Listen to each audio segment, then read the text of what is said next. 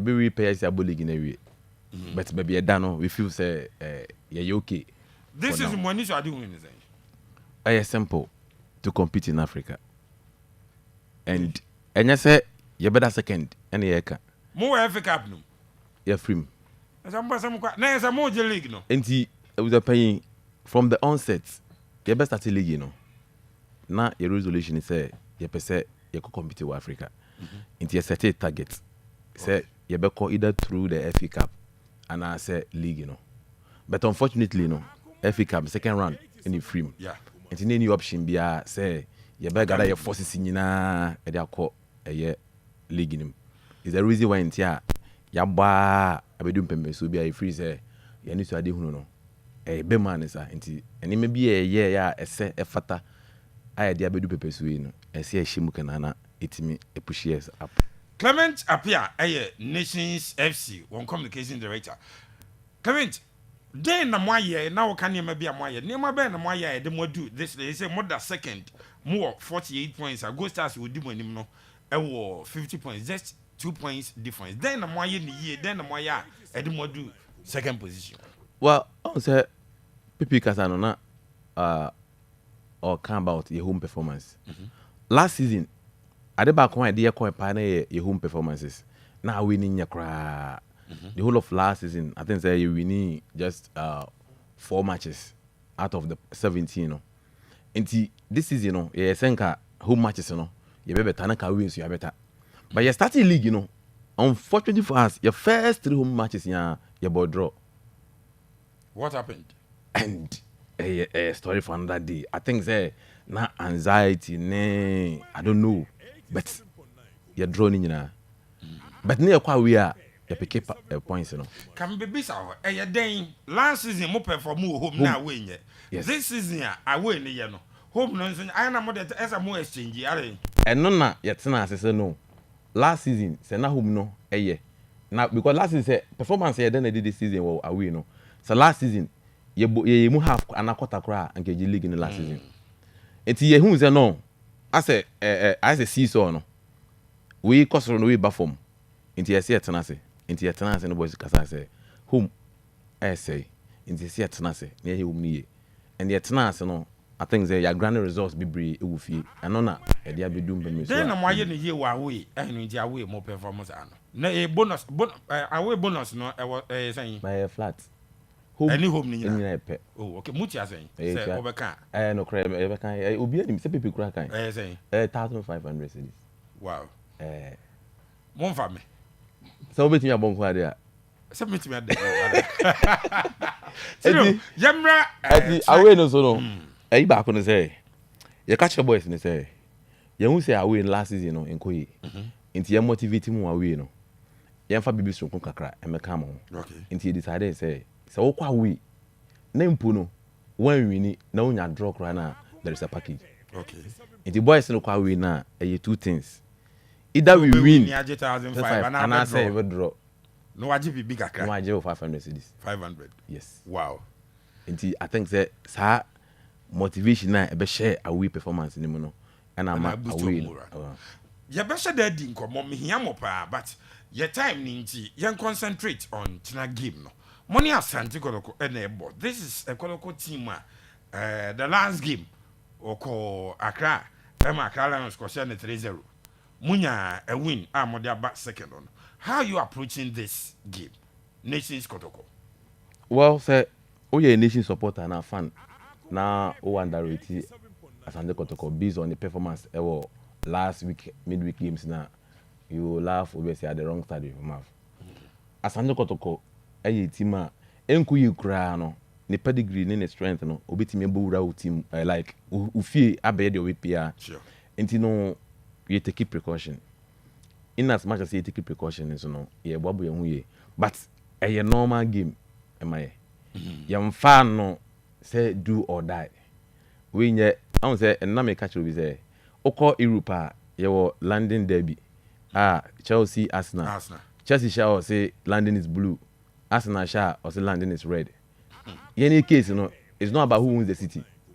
city na ewu no Kumasi no Asante Kotoko dia ye region na ewu no Asante Kotoko dia ye no compete but on the field of playing there fortunately for us no 11-11 and say me catch no Asante Kotoko wo option say empu say league no went me anya a owo FA Cup or compete for but ye no your chance and say ye beji league na Africa is the reason why intia match no you fun serious and you approach game no with all seriousness with fair means money Asante Kotoko games results not come mo pa and this is a game as a movie near should the unfortunate happen at Ghost Stars game on mobile dance park a bit me the more top of the league kwan ben na mo fa so handle mo boys mu team mo na nkofa unnecessary pressure bi more so. Well, fortunately for us no you were experienced guys your team nim okay Sadiq Alasa or your league winner wa All Stars yenia Aqua Prince Aqua wabo Asante Kotoko abo Heart of Lions our experience Razak Simpson abo Wafa abo Ashgood abo Liberty our experience and you know these guys you are falling on them how many boys in Kasa and our coach be say Kasim Mengala onim terrain very well coach be say Johnson Smith omunyina nim terrain very well and I catch the boys no send your only has kobo wa we no there was no pressure it is how we swana more Kasa say there's no pressure we just want to go the normal way send your boy na your boy fie with the luxury of Abrankase Dr. Kwame Sports Complex and you know there's no pressure yen pese the pressure kase beto mu no there's no extra motivation bia yen kan kire mu say o hye Kotoko a bajiwe bonus na da ho say o hye Accra Lions o hye Dreams o hye Karela o no eno ana da ho na yes as money Kotoko ye free mo pesa mo ba ha mo o ana oh I won't say o kan pressure game we bet me the mo league no top once no extra motivation mo fa no normal but say one managing ye so a in the course of say one managing ye no e bet me the issue aba enti yem pese the pressure be better boys and so and again boys nankasa no so you player na pe boss Asante Kotoko a enya me na say me catch say you know one kasa we self motivated player bia that so say obebo debi Kotoko any nations obu bia obu ti Asante Kotoko I want to person showcase the talent and maybe we are seeing the ones say agro no would you know would makani see it the boys are self motivated nyene ebeka from the managing point of view and may be a see ama ekwamu bie ama performance na mo tom bia no yaye and yema ya technical team coach Kasim Mengel ne Johnson Smith na that is bia so me bia no omaye nti aka boys no and almost nim what is at stake mo boss Dr. Kwame Kotoko na ye mo consider mo boss kakra na Kotoko nche game we obi da Kotoko da ye other third team no that first we drop about third those what the year I mean review say you start yen so lead Kotoko answer na obi sign hu but say nanu ya asem le ka nanu ya consider mo boss kakra na mo ana oh say senka consider be mu dia anka me prefer say yeah papa mo mfa maye I was there I was there you no afena yes CVP e brother e monu baby so eti komo so yasene nanka ye mo bra ne kodu anim eti ye du anim a nanka ye twe ye nia dey na ye bi da mo mpusi mo is the reason why enti so on the mind because omo ye standard ye hwe omo sian omo enti ye hwe omo sian omo a Kotoko Africa so many times omo age bebre ye perceive omo age mienu ye you bebre ye kra ye ne nko bi kra da wo Charles ye mienu ne say ye bebre asan ye bi da to say aso ye bi da enti Chelsea where why am say Chelsea ni yeah Nkalandi who champion what I say eti Kotoko age mienu nations there Africa taste kra no ye experience bi da o ye be hu bia na we want to go because I didn't hear I won't say yeah but the brand and brand na ye build no if we say Ghana ain't enough Ghana is all about Kotoko has until recently na ebia media man dreams mo ebi rema dreams to could do baby ye pese we ase hu say aside Kotoko has no ye were emerging force bi so a eba e pese Ghana football no ekosoro ye be di Africa no hon komo later aje for ye ne Clement Apia Nations FC one communication director na AD nkomo yi Clement boy nyame adom achena game no ho nhyehyɛ ne sɛn time ɛne afi gate fees no at the same time ben ye big gate no supporters are on purpose on by at the same I was happening gate fee there I'm say a dabontina dada your board dreams we are na you post him obi ehun ye your stadium no ye nim ye nti ye the center line na po echi ni no na ye point of reference nti you person ba na okotena center line and as po na echi mi no a ye 50 cedis 50 cedis on pe ho na person okotena ye VIP na ja o relax comfortably I know they 200 cedis nti VIP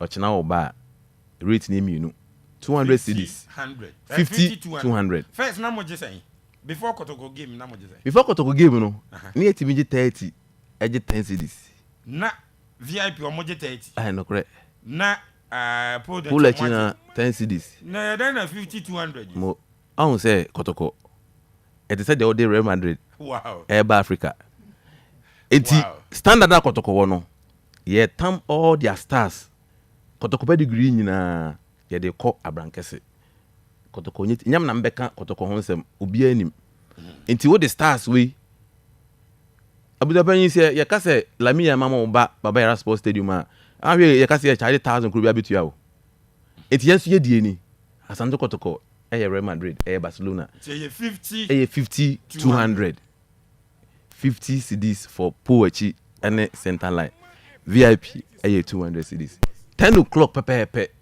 near be gate no entry point bia do rapid ni so bia no ye bibie because nim Asante my beba ochina sorry that resurrection ebi mu kokwawu baye ne ha no ni kwawu bia yakwa ne abrankese edachina and o person we enjoy kra na obetimi akontem no akọ lake okay lake buzontwen ben it ko lake akotena se eja live fishy wachichi fishy bi kakra ka enjoy we are you drive straight to abrankese na the game no aisha so comment game na ekosen game no ekosen nations win na yepe we are sure more the strength against Kotoko a wako lose ntie so mo ye charged we are sure mo betime win the game we of course sir ye ko two back over Heart of Folk no, now they were charged. Yeah, call Pandu Akobo Heart of Lions, they were charged. Yeah, call Adriana Akoba Adriana Stars, they were charged. But yeah, call Granary results no. Into Yebo Ufie no, we know Kotoko were charged. Almost the numbers in the Beba and their supporters come intimidating. We know all those things. But this is not the first time I ever Kotoko wa Brankese. It is that experiencing in the back of our mind. Into that channel, we are fully prepared. We can only wish Asante Kotoko well in terms of the arrival. But on the field of playing there, we are not going to compromise. Message men na woma Asante Kotoko fans. They are some na wo catch you mo. We are back on the tea. Nkonye. But over those what they na boditi. They are some na wo catch Kotoko fans na omo ba 50 200. No, they are some na wo catch you mo. They make catch you one say. Omo team Asante Kotoko travel aba abrankese edachina se ni nimo mo se de bia mutu kwan ko ba bia no omo ni team nachi na omomra sabi o se ache mui de cha bebu nyina se o team lusu ba kon doesn't mean say team no o ja team support inte edachina omomra na omo banso no yes supporters kakra na ye wo atonsu abrankese swedru nyame ani continent no ye de bi hia omo enti ochina ko ye mo mu treat ye supporters the bus AC high school junction obi obeduru bia no se o hye Kotoko jesi o se o hye ni jesi o befu bi ni nyina fa odo emom na yenko na enkosi aka no wow match no goes beyond 3 points because game after mo anhwe ye Kotoko be se mo a obi tena ba bi ka se mo abo face game a ni pakro onika se de wo ka ni obi a mo ba mo de bass isi wo obi a mefru bi ni mo anhwe ya Kotoko be se mo obi be ka se ana e be pa yun se o china ye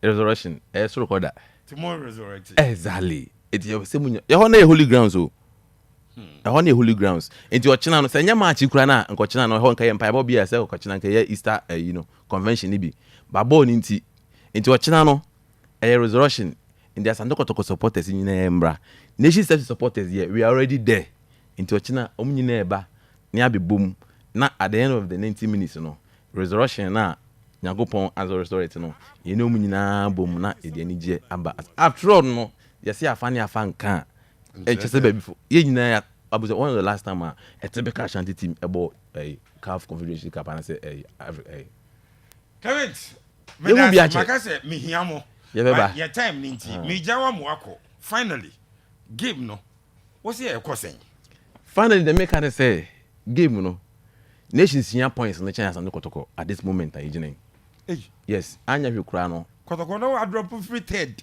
first about third no be the year 4 atwede mo afed mo Africa second mo hia points no chen baby year 4 atwede akosoro ana wudi mechi obese me free kwan mu a pia me na me nkosoro na nya kwan bra submit me nsi sam ho na wotwe me sa agobone na wotwe me na me ti bebo fo ma ekwan ye naro ya atwede ne ye fo ye naro mo be se Kotoko kira nyame adoma ye hye mo be se Kotoko kira nations hye Asante Kotoko Clement Apia kasama for man nations FC obanyi ya wo se mo wo nyame adoma kira ye nyina ye bi si amrepa me ye be din kobo ye dem ase bebe ese wotie Clement vim no wasro ese ana yes someone can say that's what you expect from Nations FC. Two things. One, Nations would love to fill the Abrankase Dr. Chase Sports Complex. And you don't do that by keeping quiet at home. And I say, oh, Kotoko, there's a bumpers on Meshe, baby. There's Obiama. You need to exude that confidence for your team itself. Then, apart from that, you know, they have the right, the bragging right for now to say what they are saying. Yes. So Nations Bar League, on about 4 games, so we need to draw one. Now, so I catch us on cars and bonnie beer. What I say? They have the bragging right, they've worked for it. I think that Clement is a very good communicator. Other clubs, you know, ebi mo ya man broso so disrespectful say no vision for their house, but Clement has communicated very well. Me sure say the only thing and challenge no through their mama, so you need to go and support your club tomorrow. Now wa hope say mo be sure mo na fi mo 10 ne man nti say wutimi ko hye no na season obakuma se no wa hye no sa ko hye no na fi sa 2 wins no munya wate ho na fi what started say was do say beto no so video or kire bi wutimi nkasa say biem it's all about football tomorrow at the Abrankase Dr. Chase Sports Complex. But I'm saying my catch say Nations enyaw no munya so mo boa you see omo players no omo experience Oko Gripman last season now pay the best centre backs in the league and no can be now Oko Gripman e can be o pay wingers any ade omo league no so panyi enye team omo ni experience they have all the experience and omo ewo bibia so betimi aye de omo and I'm not surprised say a china game no yewie na Nations FC e win over Kotoko I will not be surprised say china Kotoko ekochi Nations e shana I will not be surprised because I've seen Kotoko beat Adriana 2-0 at Doma. So team Nations, I will not be surprised. But the most important thing is game no, you be good officiating. Na and you call you know whoever has suffered defeat. Now 2 teams don't support draw.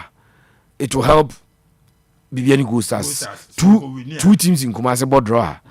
Domo boa Bibiani Gold Stars. I'm a Gold Stars at the league because a win for Gold Stars at your 53 points. Then Nations a draw game we pay on 49. Now 4 points. Now Kotoko a draw on Sonia 48. Now 5 points. So there will be 5 points between Gold Stars and Kotoko and 4 points between Gold Stars and Nations. That is should the game at Abrankase end in a draw. Now Gold Stars e win na. The reverse is also same. Say Gold Stars so lose game no. Now say Kotoko e win ya obechi Gold Stars. Say Gold Stars e lose game no. Na Nations e win no mo nkra bisa no. That is how the top of the league table no is shaping up and looking at going into the round of matches tomorrow. Share game we mama kakra kwajepoku ewo fi ha Asante Kotoko nia na de bra wo de abetra. Gold Stars me de man na wo ka say a tough game. Yes, tough game for Bibiani Gold Stars. Wow. And a game that can define their season. They should be very careful. Mediama that 6 with 41 points. Gold Stars ought to be extremely careful with that game. Okay. See, experience the Ghana Premier League now. Gold Stars no nyomo yonko ne Mediama.